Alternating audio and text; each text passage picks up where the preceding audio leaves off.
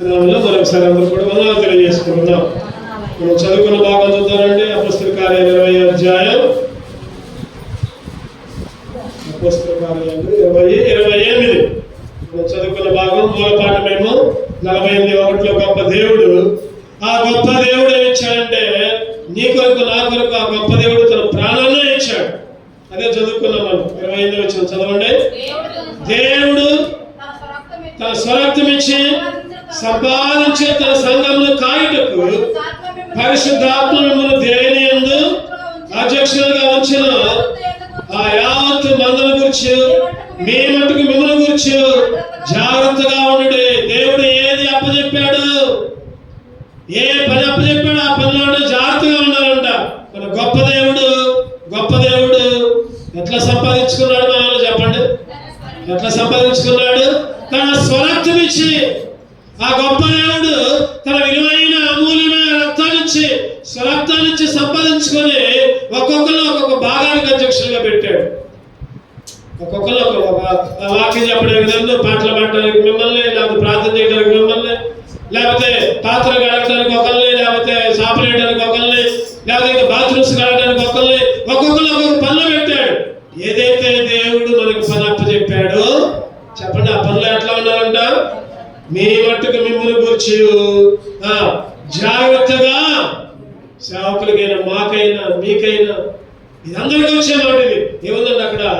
స్వరక్తం ఇచ్చి సంపాదించిన తన సంఘాన్ని కాయుటకు. ఈరోజు ఏ రోజు అంటే చెప్పండి. ఈరోజు ఏ రోజు? గ్రూప్ లో పెట్టా నేను. సేవకుల రోజు, సేవకుల దినోత్సవం. ఈరోజు సేవకులైనా లేదా విశ్వాసులైనా ఏ పని అప్పచెప్తే సేవా పనుల్లో జాగ్రత్తగా ఉండాలి, పాటలు పాడే పనుల్లో జాగ్రత్తగా ఉండాలి, వాక్యాలు చదివే పనుల్లో జాగ్రత్తగా ఉండాలి, తర్వాత మైకులు పెట్టే పనుల్లో జాగ్రత్తగా ఉండాలి, వాయిద్యాలు వాయించే పనుల్లో జాగ్రత్తగా ఉండాలి, చేపలు వేసే పనుల్లో, పూజ దులిపే విషయంలో, బాత్రూంలో కడిగే విషయంలో, లేకపోతే వంటలు వండే విషయంలో, తర్వాత వంటలు వండిన తర్వాత కడిగే విషయంలో ఎవరికి అప్పచెప్పిన పని, ఎవరి దేంట్లో సమర్థలో ఆ పని చేయాలి. ఒక్కొక్కరు ఒక పని చేయాలి. ఒక్కొక్కరు ఒక పని. నేను చేయను ఆ పని, నేను చేయను ఈ పని సమర్పించుకోవాలి. ఇగో పలానా పని వస్తే నేనే చేయాలి, పలానా పని అంటే నేనే చేయాలి. అందుకనే చక్కటి మాట. గొప్ప దేవుడు స్వరక్తాన్ని నుంచి కొనుక్కున్నాడు. సేవకులైన విశ్వాసులైనా ఎట్లా ఉన్నాడంటే మీ మట్టుకు మిమ్మల్ని గూర్చి జాగ్రత్తగా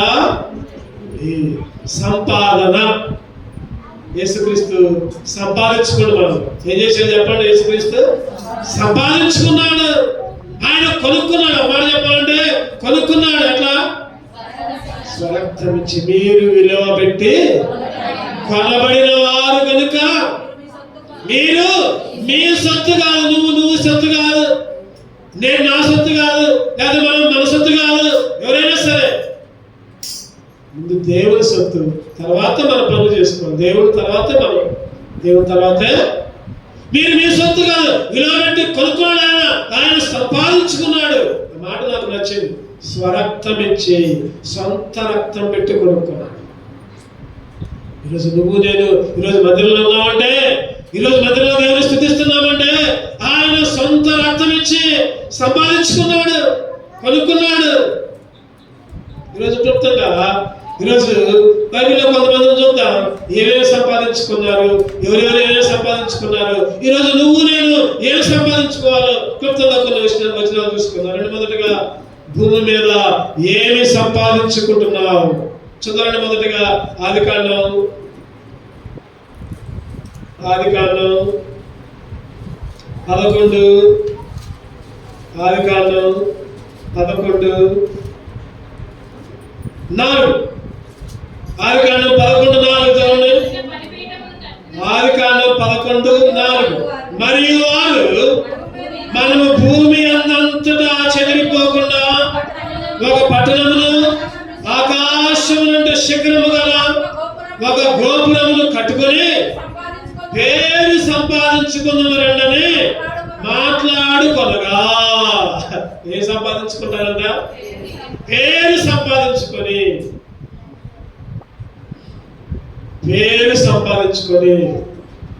పేరు సంపాదించుకున్నా. రండి రండి రండి. ఎవరు వాళ్ళు? నోహు కుమార్. నోవాహు కుమారులు. నోవాహుకి ముగ్గురు కుమారులు ఒక కుమారుడు ఏంటంటే దిశబలం చేసిండు, ఆ ఇద్దరు కుమారులు కప్పిండు, ఆ ఇద్దరు కుమారులు జయించబడ్డారు, ఇంకో కుమారుడు ఏమో తారుమారైపోయాడు. కానాను కుమారుడు అక్కడ ఏం చేశారంటే యాపెతు అని చదువుతా ఉన్నాం. షేము, యాపెతు. తర్వాత ఇక్కడ కానానికి షేము, యాపెతు, కానాను. ఈ కానాను కుమారులు అయితే దేవుడికి వ్యతిరేక జనంగా ఏర్పడ్డారు, తిరగబడ్డ జనంగా ఏర్పడ్డారు. మిగిలిన మంచులుగా ఉన్నారు. నోవాహు యొక్క సంతానంలో ఒకరిద్దరు మంచులుగా, ఒకళ్ళేమో చెడ్డలుగా వెళ్ళిపోయారు. వాళ్ళ సంతానమే ఆ కాలంలో ఆ రాజు పేరంటే నిమ్రోదు అనే రాజు. నిమ్రోదు అనే రాజు అందరితో ఆ సంతానంతో చెబుతున్నాడు కదా, రాండి ఏం కడతారంట? బాబేలు గోపురం. ఏం గోపురం అంటది? బాబేలు గోపురము అనుకున్నారు కదా. ఒక పట్టణం నందు ఆకాశాలుంటే శిఖరం. ఎక్కడ దాకా అంటది?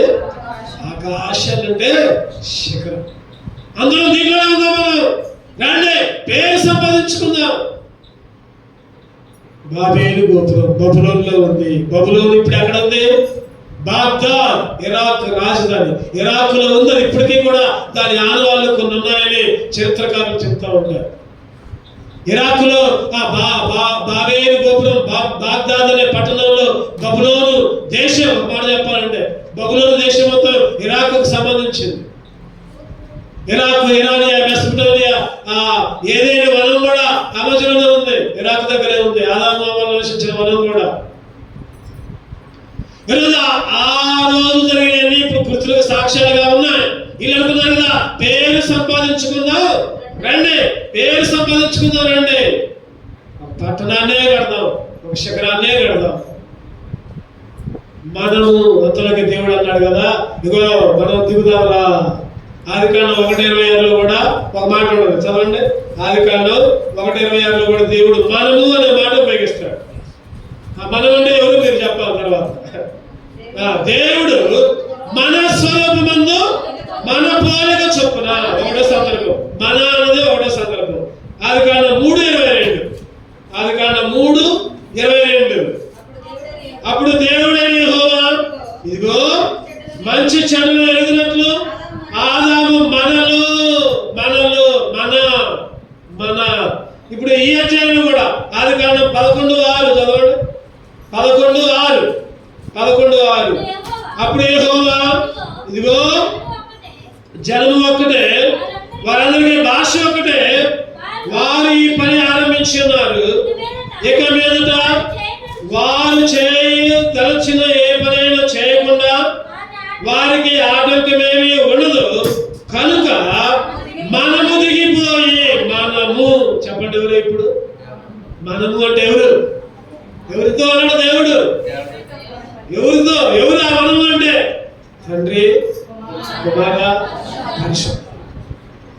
మనము అనే సంబోధించినప్పుడల్లా ముగ్గురున్నారు. తత్వమైన దేవుడు మన దేవుడు.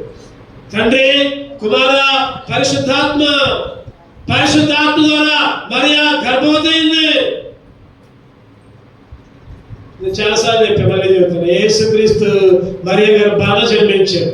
మరియా గర్భాన జన్మించక ముందు ఎక్కడ ఉన్నాడంటే, ఎక్కడున్నాడు చెప్పండి? ఆది కాలంలోనే యేసుక్రీస్తు కూడా ఉన్నాడు. కాదు, యేసుక్రీస్తు రూపం రాలా, మనిషి రూపంలో వచ్చాడు.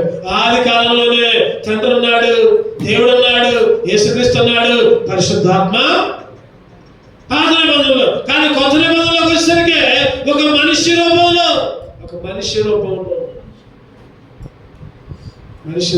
చేవలంట రోడ్డు మీద పోతున్నాయంట. చేవలంటే పోతున్నాయి చెప్పండి? రోడ్డు మీద లైన్లో పోతున్నాయంట. గడ్డి చేవలు, నల్ల చేవలు రోడ్డు మీద పోతున్నాయంట.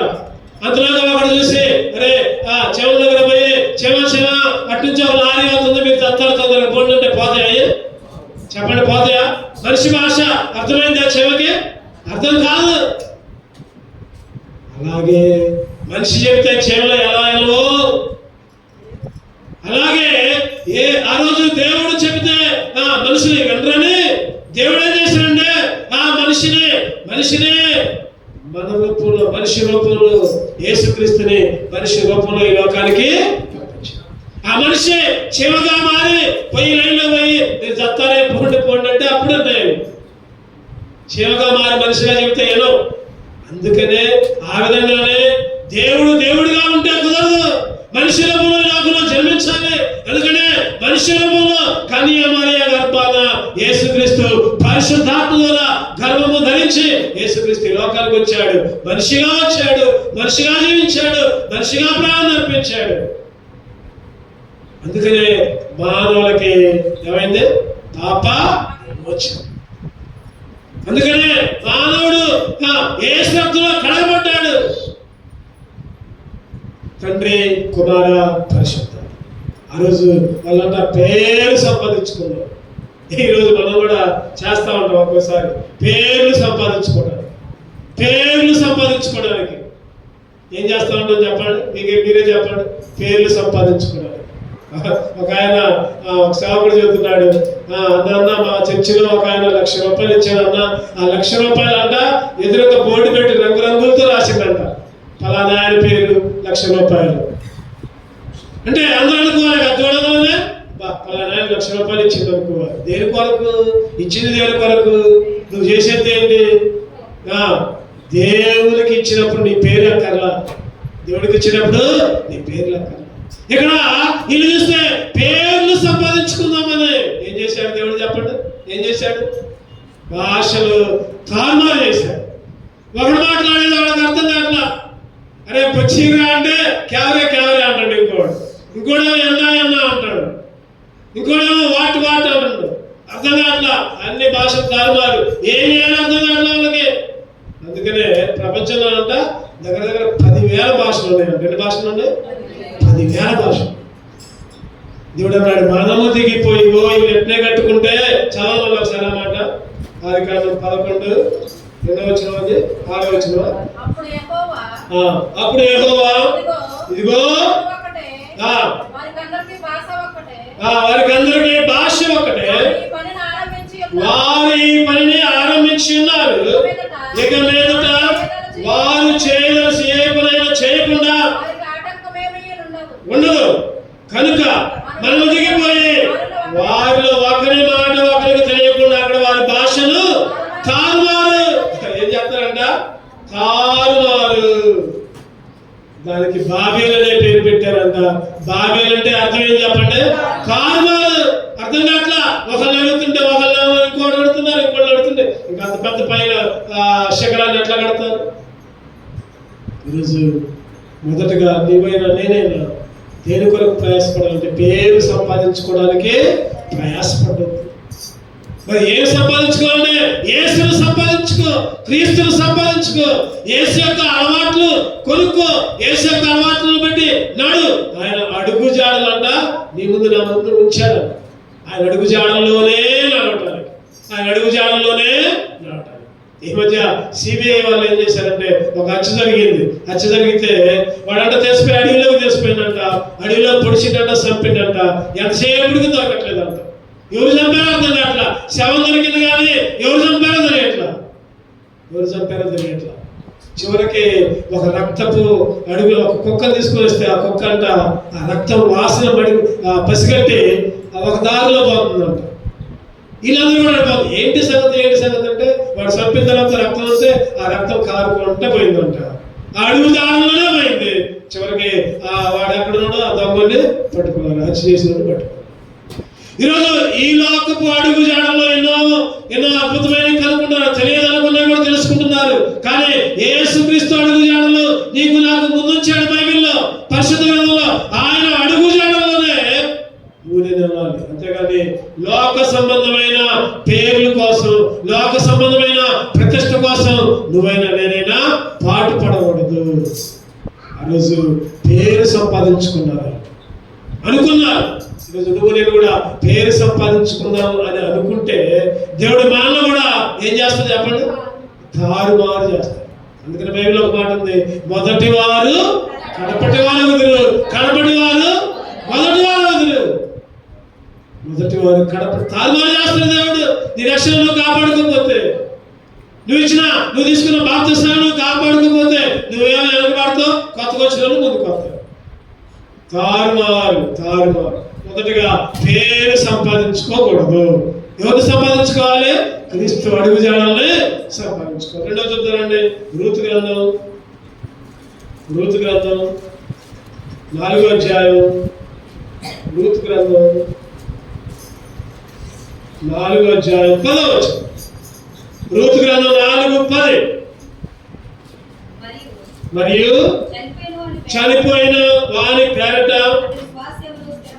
అతని స్వాస్థ్యమును స్థిరపరచినట్లు చనిపోయిన వారి పేరు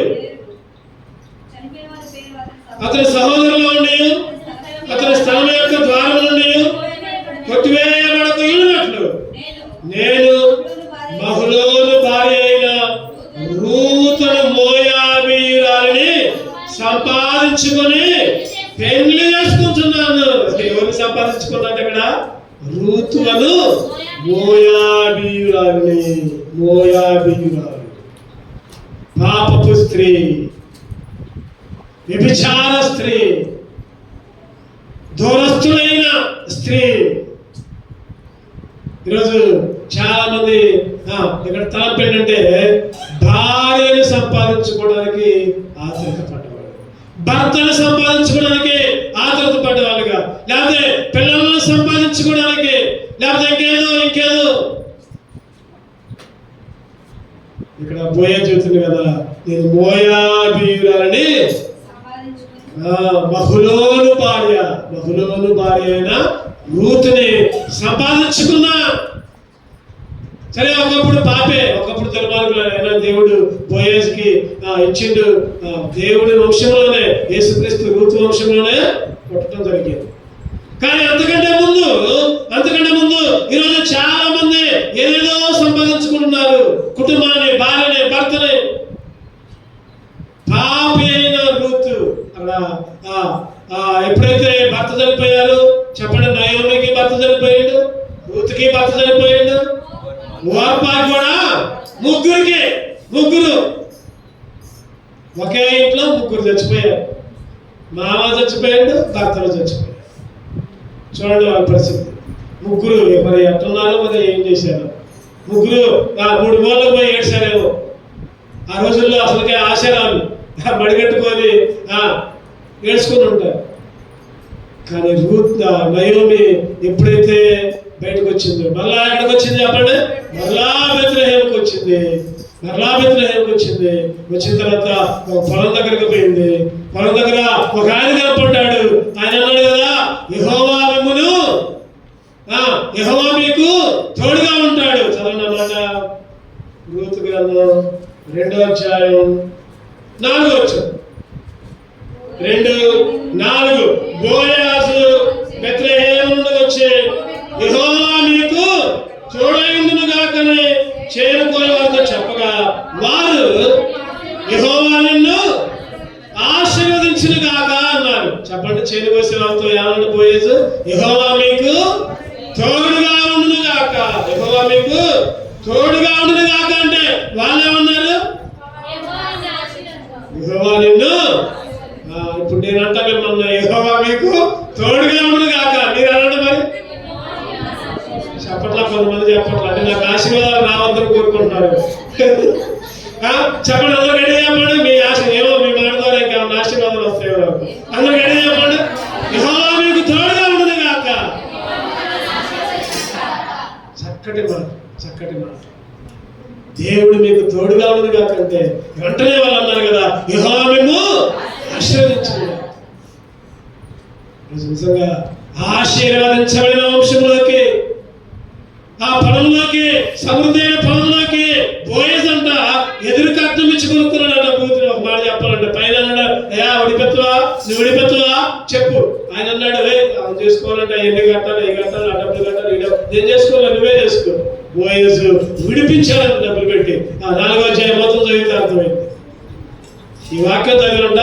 ఒకసారి అంట ఒక ఆయన 3 కొడుకులు అంట. ఆ 3 కొడుకులకి 5 పైసలు కూడా కట్నం తీసుకోకుండా 3 కొడుకులకి పెళ్లి చేసింది. ఒక్కొక్కరికి మళ్ళీ 5 లక్షలు ఖర్చు పెట్టి పెళ్లి చేసిందండి. ఏంటయ్యా అంటే నాతో వాక్యం మాట్లాడింది. ఓలి ఇచ్చి ఓలి ఇచ్చి. ఈరోజు నిజంగా భార్యను సంపాదించుకోవడం ఈరోజు చాలా మంది ఇక్కడ బోయేనైతే రూతుని చక్కగా సంపాదించుకున్నాడు, ఆశీర్వదించబడ్డ కుటుంబముగా, ఆశీర్వాదము సంతానముగా, దేవుని ద్వారా ఆశీర్వాద సంతానముగా అభివృద్ధి చెందించాడు. కాబట్టి ఈ లోకంలో చాలా మంది భార్యను సంపాదించుకుంటున్నారు, భర్తలు సంపాదించుకుంటున్నారు, మందిరాలు ఎగ్గొడుతున్నారు. అప్పుడు దాకా విశ్వాసే, అప్పుడు దాకా రక్షణ పొందినామే, అప్పుడు దాకా రక్షణ పొందినాడే, మందిరానికి వచ్చినాడే, పెళ్ళి అయితే మందిరం లేదు, సేవ లేదు, పరిచయం లేదు. అప్పుడు దాకా విశ్వాసే అమ్మాయి కూడా, అప్పుడు దాకా మందిరానికి వచ్చే అమ్మాయి భర్తను చేసుకోగానే మందిరం లేదు, పరిచయం లేదు, సేవ లేదు. ఈరోజు ఈ లోకంలో భార్యని లేదా భర్తని లేదా ఇంకేదైనా సంపాదించుకొని మందిరానికి దూరంగా ఉండే నాశనాన్ని కొని తెచ్చుకుంటున్నారు చాలా. అందుకనే యవనస్తులైన పిల్లల జాగ్రత్త, ముందు బాప్తిసం తీసుకోవాలి, ముందు ఒక తీర్మానం తీసుకొని బాప్తిసం తీసుకోవాలి. బాప్తిసం తీసుకున్న తర్వాత అప్పుడు దేవుడు కార్యం చేస్తాడు. మనం అనుకుంటాం మన పిల్లలు మనం బాప్తిసం తీసుకోరు, మన పిల్లలు మందిరానికి రారు, మన పిల్లలు సినిమాలు, షికార్లు, లేకపోతే ఫోన్లు, యూట్యూబ్లు అన్నీ చేస్తారు, మళ్ళీ మాకు రక్షణ పొందినోళ్ళే కావాలి. దాని నుంచి జరుగుతారు వాళ్ళకి రక్షణ పొందినోళ్ళు ఏమనుకుంటారు చెప్పండి అక్క, ఏమనుకుంటారు? మాకు కూడా బాప్తిసం తీసుకున్న అమ్మాయే కావాలని కోరుకుంటారు. రక్షణ పొందిన అమ్మాయిని ఎలా కోరుకుంటాడు? అమ్మాయి కూడా రక్షణ పొందిన అమ్మాయే కావాలి. అందుకనే ఎవరి కాలంలోనే రక్షణ పొందండి, బాప్తిసం తీసుకోండి, మారుమనసు పొందండి. దేవుడు చక్కటి భవిష్యత్తును మీ కొరకు సిద్ధపరుస్తూ ఉంటాడు. మందిరానికి పోయే వాళ్ళు కావాలి, మందిరానికి పోయే వాళ్ళు కాదు మనకు కావాల్సిందే. మందిరానికి పోయే వాళ్ళు కాదు కావాల్సింది, ఎవరు కావాలి చెప్పాలి? ఎవరు కావాలి? రక్షణ పొందిన వాళ్ళు కావాలి, బాప్తిసం తీసుకున్న వాళ్ళు కావాలి. మందిరానికి పోయి రక్షణ పొంది మళ్ళీ అడకపోయే వాళ్ళు కాదు కావాల్సిందే, ముందుకు సాగే వాళ్ళు కావాలి. భార్యగా, భర్తగా, కుటుంబముగా మందిరానికి వస్తే అప్పుడు ఆ కుటుంబానికి దేవుళ్ళు, అప్పుడు ఆ కుటుంబానికి ఆశీర్వాదాలు. మోయేసు అయితే మంచి వృత్తినే సంపాదించుకున్నాడు, కానీ ఈరోజు చాలా మంది పెళ్లిళ్ళ దగ్గరకు వచ్చేసరికి లోకంలో కాలేస్తున్నారు, పప్పులో కాలేస్తున్నారు, అగ్నిలో కాలేస్తున్నారు. ముందు మన పిల్లలు ఆత్మీయంగా ఎదగాలి, ఆత్మీయంగా అభివృద్ధి చెందాలి, ఆత్మీయంగా అంతకంత అభివృద్ధి చెంది దేవుడు రక్షణ పొందుకుని స్థిరమైన బుద్ధితో ఉంటే అప్పుడు నువ్వు ప్రార్థన చేయి. నీ కుమారుడికైనా నీ కుమార్తెకైనా దేవుడు చక్కటి విశ్వాసం తీసుకొని వస్తాడు. నీకు ఎంత ఆస్తున్నా పర్వాలా, లేకపోతే ఎంత ఆస్తి, లేకపోతే చెప్పాను ఈ మధ్య ఇంకొక ఇన్సిడెంట్ కూడా దొరికింది. ఒక అమ్మాయిని దగ్గర 50 లక్షలు కట్టం ఇచ్చారంట, బంగారం దగ్గర 20 లక్షల దాకా బంగారం పెట్టారంట. అబ్బాయి అంటే అమెరికాలో ఉద్యోగం చేశారు, పెళ్లి చేశారు, సంవత్సరమే బాగుంది. తర్వాత వాడు అమెరికా పోయారు, అమ్మాయి కూడా అమెరికా పోయింది. ఆ అబ్బాయి ఏం చేశారంటే అమ్మాయిని ఇక్కడనే ఉంచుకొని ఇంకొక దగ్గర ఇంకొక ఆమె చేసుకొని వాళ్ళకి ఇంటికే రావట్లేదంట. 50 లక్షలు ఇచ్చిన అమ్మాయి పోయింది, 20 లక్షల బంగారం దాకా పెట్టారు, అవన్నీ పోయింది. ఇక ఈ అమ్మాయిని పక్కన పెట్టాడు, వేరే అమ్మాయిని అక్రమ సంబంధం పెట్టుకొని ఈ అమ్మాయిని తినలేదా, ఈ అమ్మాయి ఇంట్లో అమ్మకి నాన్నకి ఫోన్ కూడా చేయట్లా, ఫోన్ చేసినా కూడా బాగున్నామంటే బాగున్నా అని చెబుతుంది, అసలు విషయం చెప్పట్లా. చివరికి చచ్చిపోయింది, ఊరేసుకొని చచ్చిపోయింది. ఈ మధ్యలో జరిగింది ఆ విషయం. ఈరోజు ఆస్తి, ఉద్యోగాలు, డబ్బులు అది కాదు కావాల్సింది. నీ పిల్లలకి పెళ్లి చేయాలంటే అవి చూడమాకండి, అందం చూడమాకండి. అందము మోసకరం, సౌందర్యం వ్యర్థం. ఎర్రగా ఉన్న అమ్మాయి నాకు ఒక ఆయన అంట, నాకు ఎర్రగా ఉన్న అమ్మాయే కావాలన్నాడంట. ఆ ఎర్రగా ఉన్న అమ్మాయి అందం చూసుకొని హెచ్చరైపోయింది, ఆ అబ్బాయిని కాక ఇంకొకరిని పట్టుకుంది, అక్రమంలోకి పోయింది. ఈరోజు ఎర్రగా ఉన్నారని లేదా బుర్రగా ఉన్నారని లేదా మనం పప్పులో కాలేస్తే ఈరోజు వాక్యం చెబుతుంది కదా, నీ భార్యని లేకపోతే భర్తని సంపాదించుకోవడానికి ప్రయత్నం చేసినప్పుడు విశ్వాసని రక్షణ పొందిన వాళ్ళు. అందుకనే బోయేసు అయితే చక్కగా అభివృద్ధిని సంపాదించుకున్నాడు. ఈరోజు మనం అటువంటి వాళ్ళని సంపాదించుకోవడానికి ప్రయత్నం చేయాలి. లోక ఆశలు ఉన్న, లోక తలంపులు ఉన్న వాళ్ళని దూరంగా ఉంచడం మంచిది. మూడోది చూద్దామండి. మొదటిగా చెప్పండి, పేరు సంపాదించుకోవడానికి ప్రయత్నం చేయొద్దు. రెండవదిగా భార్యను సంపాదించుకోవడానికి తొందరపడద్దు, భర్తను సంపాదించుకోవడానికి తొందరపడద్దు, విశ్వాసాన్ని సంపాదించుకోవడానికి ప్రయత్నం చేయి, రక్షణ పొందిన వాళ్ళని సంపాదించుకోవడానికి ప్రయత్నం చేయి. మూడోదిగా చూద్దామండి, మత్తయి సువార్త 16:26. మత్తయి సువార్త 16:26. మత్తయి సువార్త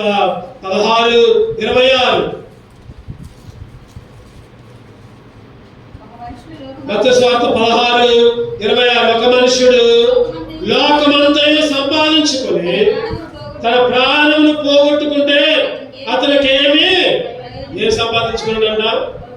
లోకమంతా. లోకస్వార్త 12:19. లోకస్వార్త 12:19. లోకస్వార్త 12:19. నా ప్రాణముతో ప్రాణమా అనేక సంవత్సరములకు విస్తారమైన ఆస్తి నీకు సమకూర్చబడినది, సుఖించుము, తినుము, త్రాగుము, సంతోషించుమని చెప్పుకోదని అనుకున్నాడు. అయితే దేవుడు, వెర్రివాడా ఈ రాత్రి నీ ప్రాణం అడుగుతున్నాను. మీరంతా బాగా సంపాదించుకోండి, బాగా పంటేసిందంట, బాగా పడిందంట, బాగా తెచ్చుకోండి.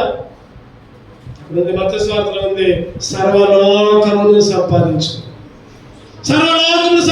ప్రాణం పోగొట్టుకుంటే బాగా కొట్లు నింపిడు. అబ్బా పంట బాగా పండింది, కొట్లు చాలా, ఇంకా కొత్త కొట్లు కట్టిద్దాం అనుకున్నాడంట. కట్టించిందంట.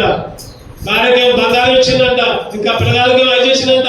అబ్బా మాకు భలే పంట పండింది అనుకున్నారంట. అంతలోకి దేవుడు అన్నాడు కదా, వెర్రివాడా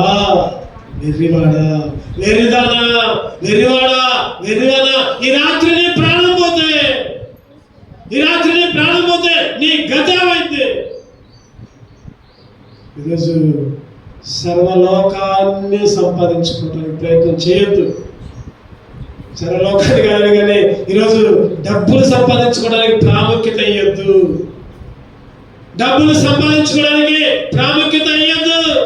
ఈ మధ్యన ఒక మాట చెప్పుకోండి, బుధవారం అనుకుంటా, ఈరోజు కొట్లు లేకపోతే దాసరాశులు లేకపోతే బంగారం లేకపోతే అది ఇది సంపాదించుకోవడానికి నీకు ఇది సమయమా? ఎవరన్నారు ఈ మాట? బుధవారం వచ్చిన రోజు చెప్పాలి. ఎవరన్నారు ఈ మాట? ఎవరితో అన్నారు ఈ మాట? అవి సంపాదించుకోవడానికి, ఆ డబ్బులు సంపాదించుకోవడానికి నీకు ఇది సమయమా? నీ ఆత్మ నాతో పాటు రాలేదా? ఎందుకు అబద్ధం చెబుతున్నావు? ఏలియా ఎవరితో? గెహాజీతో అంటున్నాడు. గెహాజీ, అబ్బా మా అయ్యగారు తీసుకోవట్లా, నేనైనా తీసుకున్నాను, పరుగును పోయి, అయ్యా ఇప్పుడే ఒక ఇద్దరు వచ్చారయ్యా తీసుకురా, 2 అంటే నయమాను 4 ఇచ్చాడు. ఇస్తే ఎక్కడికి పోయావు? ఎక్కడికి పోలేదయ్యా. ఇదో అవి సంపాదించుకోవడానికి, ఈ సంపాదించుకోవడానికి సమయం కాదు. ముందు దేవుని సంపాదించుకో, దేవుని మందిరాన్ని సంపాదించుకో, విశ్వాసాన్ని కాపాడుకో, నమ్మకాన్ని కాపాడుకో. అదేంటన్నా అంటావు, సంపాదించుకోకపోతే మేమేంటదన్నాను అనొచ్చేవు. అవి సంపాదించు, దేవుడు నీకేది కూడా తక్కువ లేడు. గుర్తుపెట్టుకో, ఏది కూడా తక్కువ లేడు. నిన్న మొన్న గృహదర్శనం చేసేటప్పుడు నాగేశ్వరరావు గారి గృహానికి పోతే ఒకే మాట అన్నారు. నాగేశ్వరరావు గారి స్పందన ఇద్దరు ఒకే మాట అన్నారు, మేము ఎప్పటి నుంచి అయితే దశ బాగా వేస్తున్నామో అందుకనే చాలా నెలల నుంచి ఇస్తున్నారు దశ బాగా. చెప్పాను నాకు చాలా, నేను ఎప్పటికీ వాళ్ళ నోట్ల నుంచి ఆ మాటల్లా నేను అనుకుంటున్నా, నేను మనసులో అనుకుంటున్నా, ఎందుకు ఇన్ని ఖర్చులు ఉన్నాయి కదా, పిల్లలు ఉన్నారు కదా, సరే నేనేం అడగలేదు కదా, సరే ఇస్తుంటే మనం రాసి ఎక్కడ వద్దామని నేను అంత మనసులో అనుకున్నా. వాళ్ళు అన్నారు కదా, ఎప్పుడైతే ఇస్తున్నామో దశభాగం 2200 తీసి పక్కన పెట్టి దశభాగం చెప్పారు. వాళ్ళు ఇద్దరు చెప్పారు, భార్య భర్త, స్పందన నాగేశ్వర. అప్పటి నుంచి దేవుడు మాకు ఏది కూడా తక్కువ చేయలేదు, ఏది తక్కువ. ఒకనొక సమయంలో డబ్బులు లేని పరిస్థితుల్లో కూడా, డబ్బులు లేవు, ఇక ఏమున్నాయి, ఆ డబ్బులు ఏమున్నాయి, అయినా కానీ మనసు ఆత్మ దశభాగం ఏంటని గద్దించింది. లోపల శరీరం వద్దు అన్నది, అయినప్పుడు కూడా ఏమి లేకపోయినా పర్వాలేదు కానీ మందిరంలోకి వచ్చి దశభాగం ఇచ్చావు, బయటికి రాగానే మేము ఏదైతే వచ్చామో అంతకు వచ్చినాయి మళ్ళీ మాకు అని చెప్పారు. నిజంగా యెహోవా ఆశీర్వాదము దేవునికి ఇయ్యను, దేవునికి ఇయ్యి, నీ డబ్బులు ఇయ్యి, నీ బలాన్ని ఇయ్యి, నీ పని ఇయ్యి, నీ చేతుల్ని ఇయ్యి, నీ శక్తిని ఇయ్యి. నీకు చేతైంది డబ్బులే కాదు, దేవుని మందిరంలో పనిచేయి, దేవుని సన్నిధిలో గడుపు, ఒక సమయాన్ని, ఒక గంట. అందుకే నేను యవనస్తులకు చెప్పింది ఇందాక, మీకు చాలా భవిష్యత్తు ఉంది. మేమంటే ముసలిలో అయిపోయాం, మాకంటే కాలం అయిపోయింది. యవనస్తులకు చాలా భవిష్యత్తు ఉంది. చదువులు ఉన్నాయి, ఉద్యోగాలు ఉన్నాయి, వివాహాలు ఉన్నాయి. వాటన్నింటిలో ఈ యవనస్తులకి, అమ్మాయిలు కానీ అబ్బాయిలు కానీ యవనస్తులకి తోడుగా ఉండాలంటే, మీ భవిష్యత్తు చక్కగా ఉండాలంటే ఇంటి దగ్గర ఉంటే అట్టాగు 9ంటికి ప్రార్థన చేసుకోండి. 9ంటికి స్నానం చేసి రండి, ఆ పని ఈ పని చేయండి. ఒక పావుగంట మందిలో ప్రార్థన చేసుకోండి. అయ్యా నాకు భవిష్యత్తు అయ్యా, అయ్యా నాకు మంచి భవిష్యత్తు అయ్యా, మంచి చదువు అయ్యా, మంచి ఉద్యోగం అయ్యా, మంచి వివాహాన్ని తెచ్చాయి. అడిగిన దానికంటే రెట్టింపుగా దేవుడు ఇస్తాడు. అది చెయ్యట్లా, మనం చెప్పట్లా, అది చెయ్యట్లా. కొన్ని మందిరాలకు పోతే నాకు ఆశ్చర్యపోతే అంతా వ్యవస్థలో చేసేది. మొత్తం అన్ని వంట దగ్గర నుంచి చర్చిలో పనులన్నీ వ్యవస్థలే సమర్పించుకొని వాళ్ళు మళ్ళీ నేను ఒక మందిరానికి పోయాయి ఈ మధ్య. ఒక మందిరానికి పోతే యవనస్తులు ముగ్గురు అమ్మాయిలే, మొత్తం వాళ్ళే. అబ్బాయిలు కూడా లేదు, కందిన వాళ్ళే, డోలకు వాళ్ళే. తర్వాత అయిపోయిన తర్వాత పనులు కూడా వాళ్ళే, చేప కొట్టడం, మొత్తం అన్ని పనులు. మళ్ళీ నేను అనుకున్నా వీళ్ళు ఏం పని చేస్తున్నారు, చదువు అయిపోయింది అనుకుంది, ఖాళీగా ఉన్నారు అనుకున్నాను. తర్వాత ఒక్కొక్కరు వెళ్తున్నారు, నేను సాఫ్ట్వేర్ పలానా కంపెనీలో, విప్రోలు, నేను బెంగళూరులో ఉంటా, నేను ఎక్కడున్నా సరే సెలవులు కాబట్టి వచ్చిన, ఎక్కడున్నా సరే మేము దేవుని మందిరంలో పనులు చేస్తామన్నా అని చెబుతాను. నాకు చాలా సంతోషం. ఆ పనులు చేస్తున్నారు కాబట్టి దేవుడు వారిని దీవించాడు, ఆశీర్వదించాడు. ఈరోజు మన పిల్లల్ని మందిరంగా తీసుకోవాలి. ఒక్కోసారి మన పిల్లలకే దేవుని పనులు అన్న ఏదైనా ఉంటే నేను చేస్తాను అన్న, మా పిల్లలు వద్దే అంటారు. ఈరోజు మన పిల్లలతో పనులు చేపియండి, దేవుడు వాళ్ళకి చక్కటి భవిష్యత్తు. లోకం సంపాదించుకోవడానికి, ఉద్యోగాలు సంపాదించుకోవడానికి, లేదా ఇంకేదో పేర్లు సంపాదించుకోవడానికి కాదు. వెర్రివాడా ఏమన్నాడు చెప్పండి దేవుడు? వెర్రివాడా ఈ రాత్రి చచ్చిపోతే నువ్వు సంపాదించింది ఏమైంది? సర్వలోకము, లేకపోతే ఆస్తులు, డబ్బులు, లేకపోతే అయ్యి కాదు మనకు కావచ్చు. ఈరోజు దేవుణ్ణి సంపాదించుకోవడం. మనం ఇక్కడ మందిరంలో పనిచేసిన అనుకోండి, చెప్పండి ఎక్కడ వేసుకున్నట్టు డబ్బులు కూలి. మందిరంలో పనిచేస్తే కూడా పొలానికి పోతేనే కాదు కూలిచ్చేది, మందిరంలో పనిచేస్తే కూడా దేవుడు కూలిస్తాడు. ఏది అది? పరలోక నిధి, పరలోక ధనం, పరలోకపు బ్యాంక్. అది నువ్వు ఇక్కడ సంపాదించుకొని బ్యాంకులో 10,000 వేసుకుంటే ఏదైనా అవసరం వస్తే ఆ 10,000 వేసుకుంటూ ఖర్చు చేసుకుంటావు. కానీ నువ్వు దేవుని మందిరంలో పనిచేసి ఆ పనిచేయడం ద్వారా వచ్చే డబ్బుల్ని ఎక్కడ ఈ లోకంలో పెట్టుకో, పరలోకంలో పడుతున్న దేవుడు ఆ బ్యాంకులో పడుతున్నావు. అయ్యప్పటికి శాశ్వతం ఉంటాయి. నువ్వు పరలోకానికి పోయిన తర్వాత నీకు బహుమానం, కిరీటాలు. నాకొక తెల్లంగి, నీకొక తెల్లంగి, దైవ పిల్లలకు తెల్లంగి, నేను మోక్షం చేరాక తెల్లంగి ధారించుకొని చుట్టూ తిరిగి వచ్చేదను. నాకొక కిరీటం, పాడే, నీకొక కిరీటం, నాకొక కిరీటం, మీకొక కిరీటం, నేను మోక్షం చేరాక కిరీటం ధారించుకొని చుట్టూ. ఈరోజు ఎక్కడ సంపాదించుకోవడానికి ఏమాత్రం కూడా ప్రయత్నం చేయొద్దు. ప్రయత్నం చేయి. సోమవారం నుంచి శనివారం దాకా చేసుకో. ఆదివారం మాత్రం జాగ్రత్త. సంపాదన కానీ పోమాకు. నువ్వు ఏదైతే సంపాదించో అంతకు రెట్టింపు మాకు గుర్తుపెట్టుకో. ఆదివారం చదువుకుంటున్నావు, ప్రైవేట్ క్లాసులు పోతున్నావు అనుకో, ఆదివారం మందిరం లేకుంటే మా ప్రైవేట్ క్లాసులు ఉన్నాయి, లేకపోతే అవి ఉన్నాయి వాళ్ళు చెప్పేది ముందు. వాళ్ళు దెబ్బ కొడితే పడు. ఎవరి కోసం? నువ్వు ఆదివారం పోయినంత మాత్రం నీకు మార్కులు ఎక్కువ రావు. నువ్వు ఆదివారం పోయి మిగిలిన ఆదివారం కూడా పోయి అట్లనే దేవుని మందిరం, దేవుడు సోమవారం కూడా పోలేదు మందిరానికి, కాలేజీకి. సోమవారం నుంచి మందిరం దాకా లేదా ఏదో సమస్యలు చేసుకుని వస్తాడు, తలలోకి ఉంటుంది, కాలేజీకి పోలేదు. పరీక్షలు రాసినప్పుడు నీకు గుర్తుండవు. జాగ్రత్త, ఎవరొస్తున్నారు జాగ్రత్త. ఒక ఆయన అన్నాడు, అసలు ఎంత గొప్ప సాక్ష్యం అంటే, ఎంసెట్ పరీక్ష ఆదివారం వచ్చిందని పరీక్షనే మానేశాడంట. ఏ పరీక్ష అది? ఎంసెట్ పరీక్ష ఆదివారం వచ్చిందంట.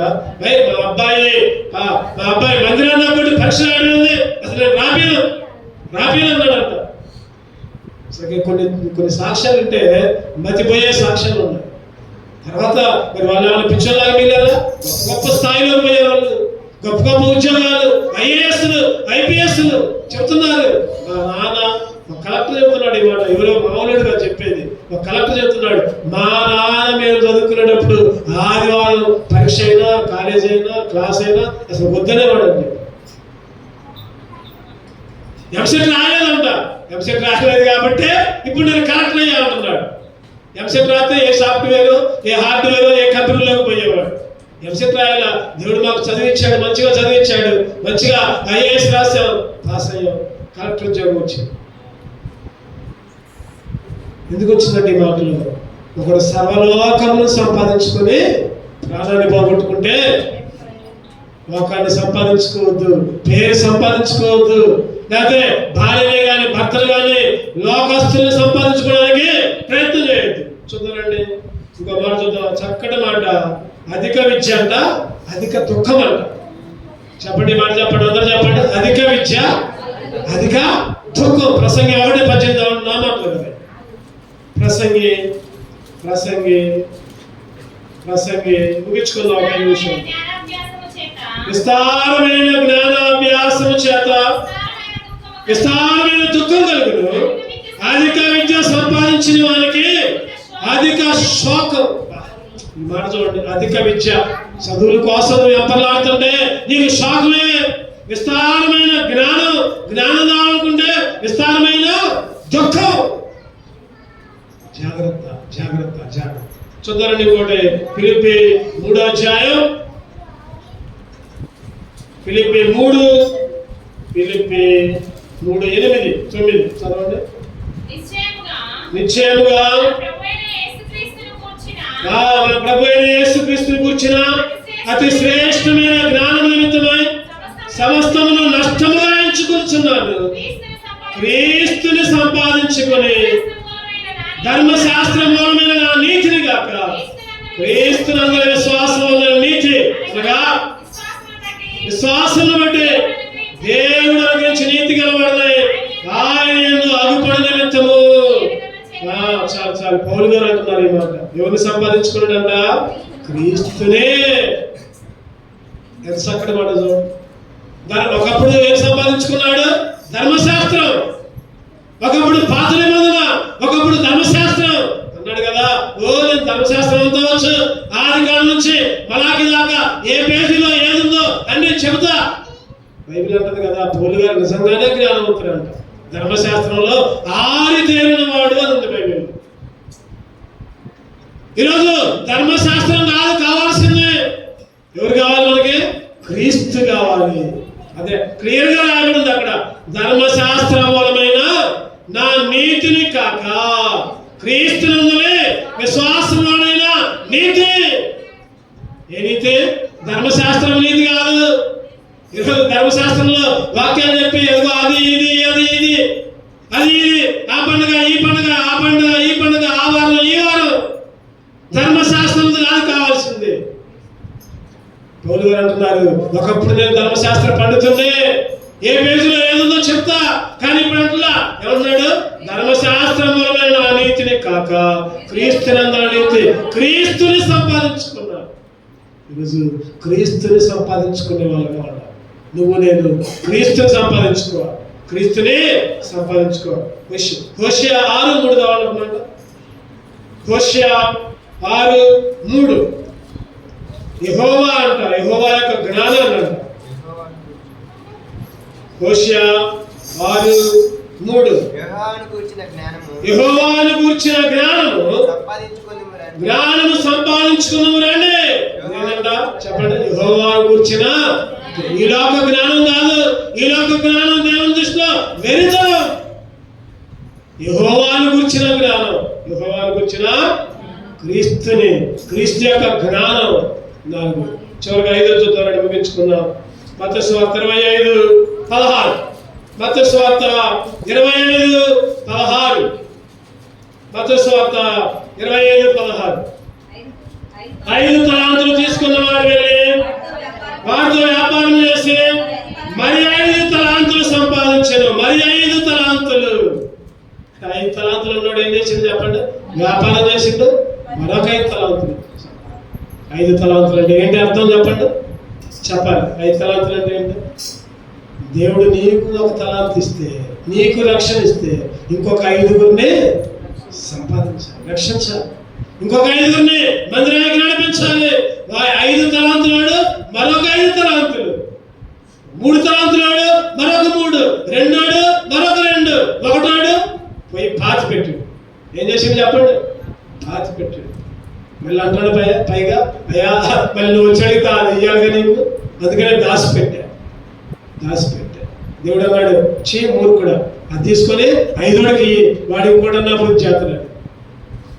దేవుడు రక్షణ ఇస్తే, దేవుడు నీకు బాప్తిసాన్ని ఇస్తే, దేవుడు నీ కుటుంబానికి రక్షణ ఇస్తే, దేవుడు నీ పరలోకానికి వారసులుగా చేస్తే, నీ తలాంతుని ఎక్కడ పాతి పెడుతున్నావు?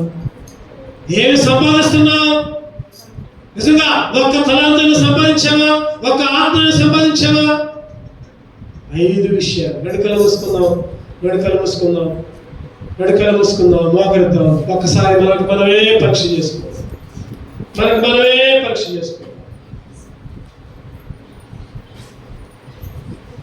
గొప్ప దేవుడు స్వరక్తాన్ని ఇచ్చి నన్ను సంపాదించుకుంటే, నువ్వు నేను ఏం సంపాదించుకున్నావు?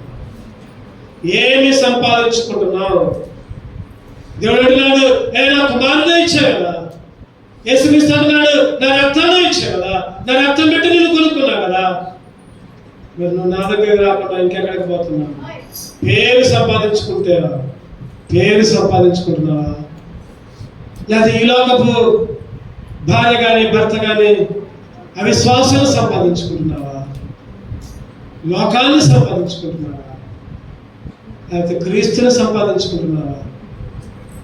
లేకపోతే తలాంతులను సంపాదిస్తున్నావా? నీకు ఇచ్చిన రక్షణ బట్టి నూతన ఆత్మను సంపాదించుకుంటున్నావా? నిజంగా లోకాన్ని సంపాదించుకున్నా, పేరు సంపాదించుకున్నా, లేకపోతే భార్యని భర్తను సంపాదించుకున్నా, అటువంటి ఆలోచన ఉంటే బలంలో చేయొద్దు.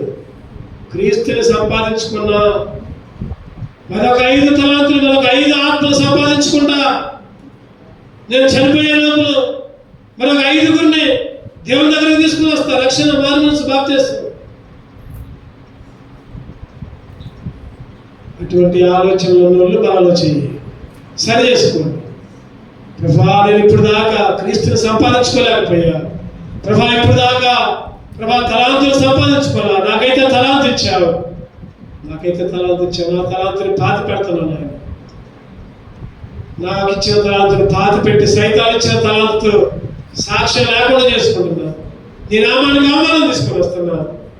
మా ఇంటి పక్కన, మా బజారులో ప్రభా, నీకు ఎంతో అవమానకరంగా ఉంటున్నా. క్షమించిన ఆయన క్రీస్తు అడుగుజాడల్లో నడిచే భాగ్యాన్ని, క్రీస్తుని సంపాదించుకునే భాగ్యాన్ని, నూతన ఆత్మను సంపాదించే భాగ్యాన్ని అడుగు, పశ్చాత్తాపడు, సరి చేసుకుని యోగ్యంగా బలలో చేయి.